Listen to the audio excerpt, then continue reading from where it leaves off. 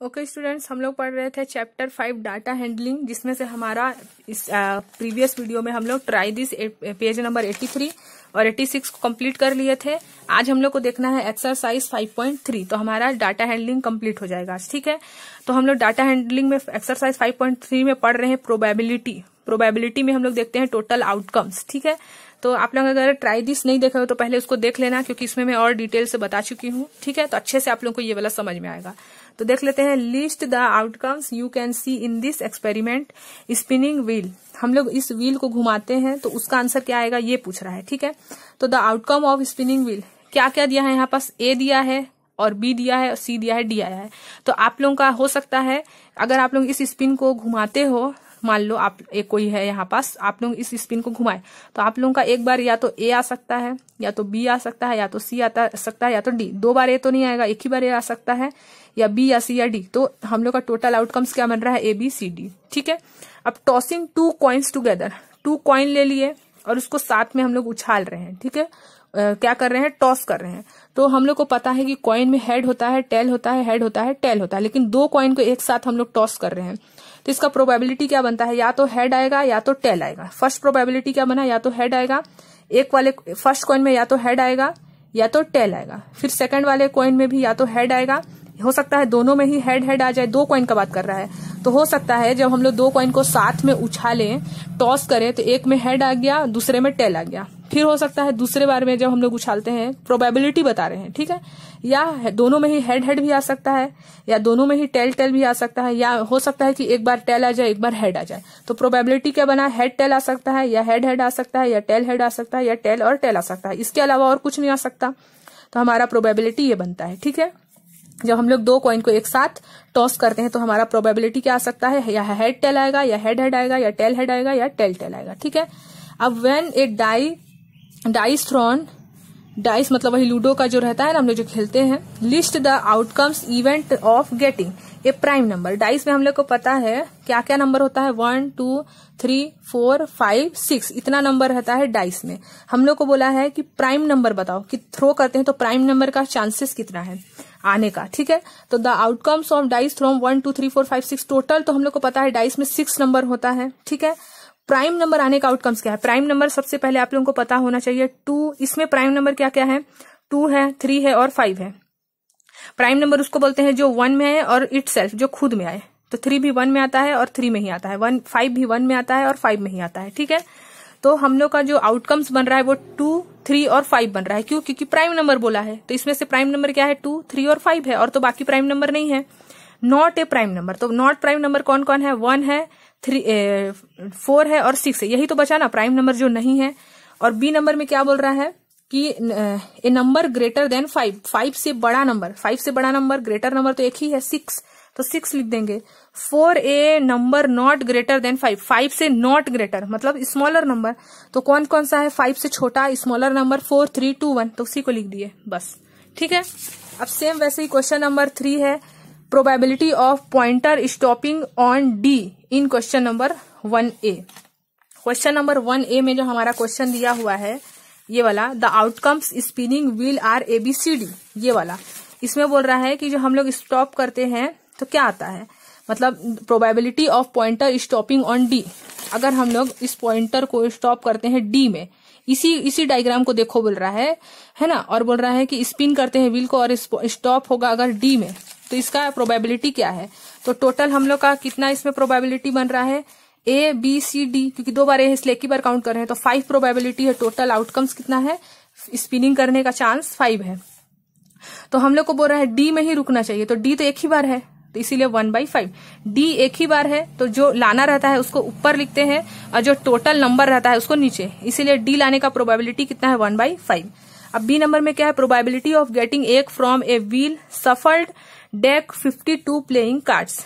Total number of card हमारे पास कितना है, 52 है। ठीक है, और उसमें जो एक लाने का है, मतलब देयर आर 4 एस, उसमें एस है मान लो 4, जो होता है ना कार्ड, उसमें कुछ कुछ बने रहता है, कहीं पास क्वीन बने रहता है, जोकर बने रहता है, वैसे ही एक बने रहता है। ठीक है, इक्का, तो उसमें जो 4 है वो 52 कार्ड में 4 भी आए, जैसे कि इसमें डी आने का चांस 1 था, वैसे ही अगर 4 ही कार्ड है तो 4 ही आएगा, उससे ज्यादा तो आ नहीं सकता। तो इसलिए 4 को डिवाइड कर दिया टोटल नंबर ऑफ कार्ड से, तो 4 1 जा 4, 4 13 जा 52, तो 1/3 चांसेस है ए का इक्का आने का। ठीक है, अब सी नंबर देख लो, probability of getting a red apple. इसमें रेड एप्पल आने का चांस कितना है? रेड कितना है? 1 2 3 4, 4 रेड एप्पल है और ग्रीन कितना है? 3 ग्रीन एप्पल है। ठीक है, 4 रेड एप्पल है और 3 ग्रीन एप्पल है। हम लोग का क्वेश्चन क्या है? Probability of getting a red Apple, red apple आने का चांस कितना है? ठीक है, तो पहले तो टोटल नंबर ऑफ एप्पल 7 है, ग्रीन और रेड एप्पल मिला के हमारे पास टोटल नंबर ऑफ एप्पल कितना है?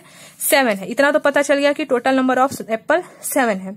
और रेड एप्पल कितना है? 4 है, तो 4/7 ही होगा क्योंकि जो हम लोग को लाना रहता है वो ऊपर लिखते हैं और टोटल नंबर को नीचे, तो 4/7। Number of red Apple is 4, total number of Apple is 7।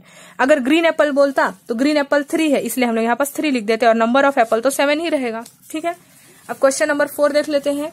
Number 1 to 10 are written on 10 separate slips, one on slip kept on a box and mix well, one slip chosen from the box without look into it.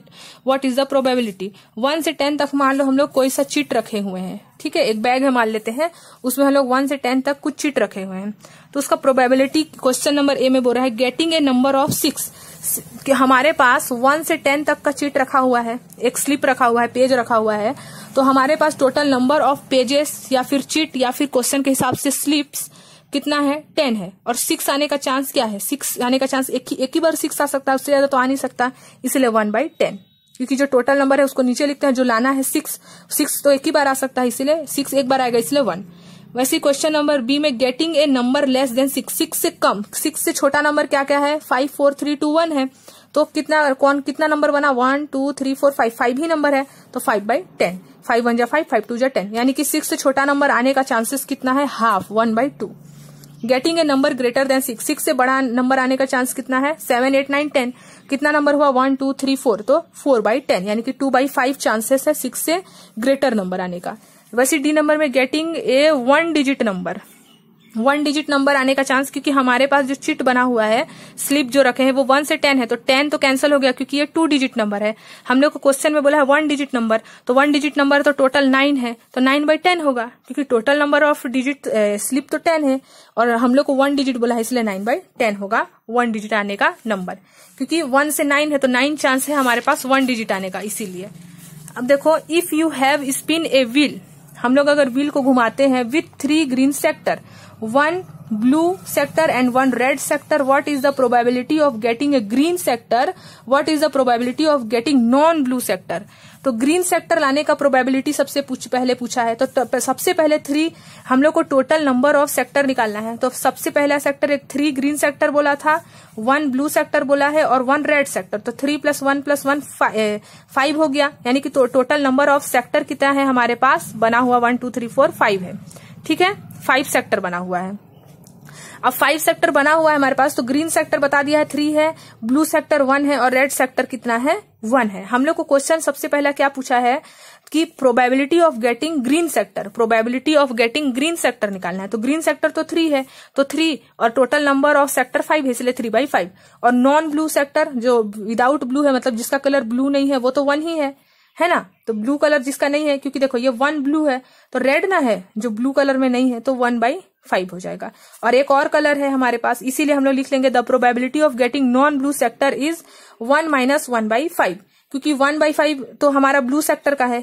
देखो इसमें 1 - इसलिए कर रहे हैं क्योंकि एक blue दिया हुआ है ना, हम लोग को नॉन ब्लू बोला है, तो एक ब्लू को हम लोग 1/5 से माइनस कर देंगे, क्योंकि नॉन ब्लू आने का चांस तो एक ही है, इसलिए हम, और एक दिया हुआ है, इसलिए हम लोग 1/5 से 1 को माइनस कर दिए, तो यहाँ पास अपॉन में 1 मान लेंगे, 5 और 1 का एलसीएम 5 आया, और 5 से 1 को डिवाइड किए तो 5 आया, 5 1 जा 5 माइनस 5 से 5 डिवाइड किए तो 1 आया, 1 1 जा 1, तो 5 से 1 माइनस किए तो 4/5 चांस है नॉन ब्लू आने का। ठीक है, अब देखो find the probabilities of the event given in question number 2। अब क्वेश्चन नंबर 2 में जो दिया हुआ है उससे हम लोग को सॉल्व करना है। क्वेश्चन नंबर 2 में जो इवेंट दिया है, जैसे कि a prime number, not prime number, a number greater than 5, a number not greater than 5, इस क्वेश्चन से हम लोग को ये क्वेश्चन नंबर 6 सॉल्व करना है। तो probability of getting prime number, तो प्राइम नंबर क्या कौन कौन सा है इसमें? 2 है, 3 है और 5 है, ये प्राइम नंबर है। तो हम लोग को probability of getting prime number निकालना है। तो 3/6, क्योंकि total number of prime number is 3 और टोटल नंबर जो है 6 है, तो 3 1 जा 3, 3 2 जा 6। तो probability of getting prime number is 1/2। ठीक है। अब क्वेश्चन नंबर 2 में क्या बोला था, क्वेश्चन नंबर ये वाला जो है इसी का 2 number, not a prime number. तो नॉट ए प्राइम नंबर कौन कौन सा नहीं है, 1, 4 और 6। तो वो भी टोटल 3 हो रहा है, तो उसको भी डिवाइड किया तो 1/2। अब बी में क्या बोला था, probability getting a number greater than 5। तो 5 से ग्रेटर नंबर कितना है हमारे पास, 5 से ग्रेटर नंबर सिर्फ 6 है, तो 1/6, क्योंकि 6 तो एक ही बार आ रहा है। टोटल नंबर ऑफ जो हमारा आउटकम्स है वो कितना है, 6 है। Probability of getting A number not greater than 5। तो नॉट ग्रेटर देन 5 तो क्या है हमारे पास, निकाल चुके हैं। ग्रेटर देन 5 हम लोग यहाँ निकाल चुके हैं 1/6, लेकिन एक ग्रेटर भी है। देखो नॉन ग्रेटर नंबर हमारा 1/6 है, हम लोग को क्या बोला है, नॉट ग्रेटर। तो एक ग्रेटर भी है 6, इसलिए 1 माइनस कर दिए ग्रेटर नंबर से, तो हमको मिल गया 5/6, यानी कि नॉट ग्रेटर नंबर इज 5/6। तो हमारा प्रोबेबिलिटी कंप्लीट हो गया। आज हम लोग नेक्स्ट वीडियो में अब नेक्स्ट चैप्टर 6 देखेंगे। तो प्रोबेबिलिटी जो हम लोग पढ़े हैं, हम लोग एक्सरसाइज 5.3, अगर कोई भी डाउट है तो पूछ सकते हैं।